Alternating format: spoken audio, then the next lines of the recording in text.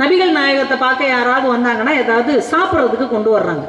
அப்போ அவர் என்ன பண்ணுறாரு, அதை எல்லாருக்கும் பகிர்ந்து கொடுக்க சொல்கிறார். ஒரு தடவை ஒருத்தர் ஈச்சம்பழம் கொண்டு வர்றாரு, ஒரு கூடை நிறைய.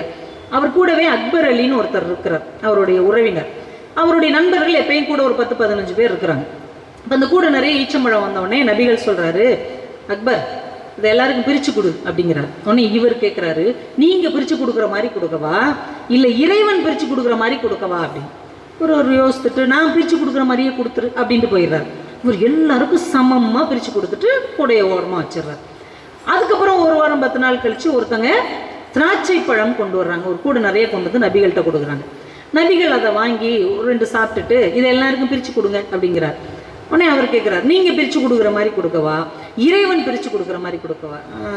நான் கொடுக்குற மாதிரியே கூட அப்படின்ட்டு போயிடுறாரு. மறுபடியும் இவர் எல்லாருக்கும் சமமாக பிரித்து கொடுக்குறார். இப்போ அந்த நண்பர்களுக்கு ஒரு கேள்வி இருக்கும்ல, இவர் பிரித்து கொடுக்குற மாதிரி கொடுத்தா இப்படி கொடுக்குறாரு, இறைவன் பிரித்து கொடுக்குற மாதிரி கொடுத்தா அது எப்படி இருக்கும்? ஏதாவது ஒரு அற்புதம் நடந்தாலும் நடக்குமோ, ஏதாவது விசேஷமாக இருக்குமோன்னு அவங்களுக்கு நம்மளை மாதிரியே ஒரு ஆர்வம் இருக்குது. 3ஆவது தடவை யாரோ ஒருத்தங்க பேரிச்சம்பழம் கொண்டு வந்து கொடுக்குறாங்க.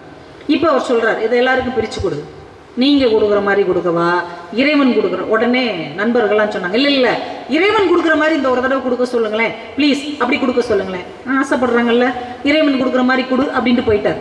உடனே இந்த மனிதர் என்ன பண்ணார், ஒருத்தருக்கு நிறையா, ஒருத்தருக்கு குறையா, ஒருத்தருக்கு 1, ஒருத்தருக்கு 2, ஒருத்தருக்கு ஒன்றுமே கொடுக்கல, இஷ்டத்துக்கு கொடுத்து கவுத்தி வச்சுட்டு அவர் பாட்டு போயிட்டார்.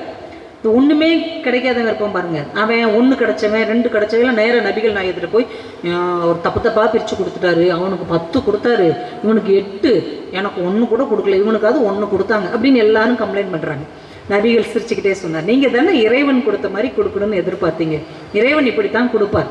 இப்போ 10 அவனுக்கு கிடைச்சிச்சுன்னு உங்கள் எல்லாருக்கும் தெரியுதுல்ல, 10 கிடைக்கப்பட்டவனுக்கு என்ன தோணணும், ஒருத்தனுக்கு ஒன்றுமே இல்லை, ஒருத்தனுக்கு 1 தான் இருக்குது, ஒருத்தனுக்கு 2 தான் இருக்குது.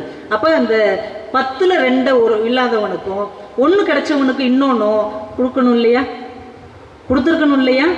இல்லாதவனுக்கு இருப்பவன் பகிர்ந்து கொடுக்க வேண்டும் என்பது இறைவனின் விருப்பம், அதை நீங்கள் செய்தீர்களா என்று கேட்பார். ஏன் கொடுத்தாரு அவரு, உன்ட்ட நான் 10 கொடுத்துருக்கேன், இது நீ கரெக்டாக அடுத்தவனுக்கு கொடுக்குறியான்னு நான் திரும்ப வரும்போது செக் பண்ணுவேன் அப்படிங்கிறதுக்காக தான் கொடுத்துருக்காரு. நமக்கு தான் கொடுத்துருக்காருன்னு வாங்கி உள்ளே வச்சுக்கிட்டே இருந்தோன்னு வைங்க, அங்கே கேள்வி கேட்பார், உன்ட்ட இவ்வளோ கொடுத்தேன்னப்பா, ஏன்ப்பா உன் தெருவில் ஒருத்தன் படிக்க வழி இல்லாமல் நின்னான்ல, அவனுக்காவது நீ ஒரு படிப்பையாவது கொடுத்துருக்கலாம்லப்பா, அந்த ஏழை பொண்ணு உன் வீட்டு வாசலில் நின்று பிள்ளைக்கு கல்யாணம் பண்ணுறதுக்கு காசு இல்லைன்னு கேட்டுச்சே, ஒரு பவுன் கொடுத்துருக்கலாம்லப்பா, உனக்கு 300 பவுன் நான் கொடுத்தேன்ல அப்படின்னு கேட்டால் என்ன பதில் சொல்லுவோம்? கடவுள் இருக்கிறாருன்னு நம்புகிறோம்ல, அப்போ கடவுள் கேள்வி கேட்பாருங்கிற நம்பிக்கை ஏன் இல்லை?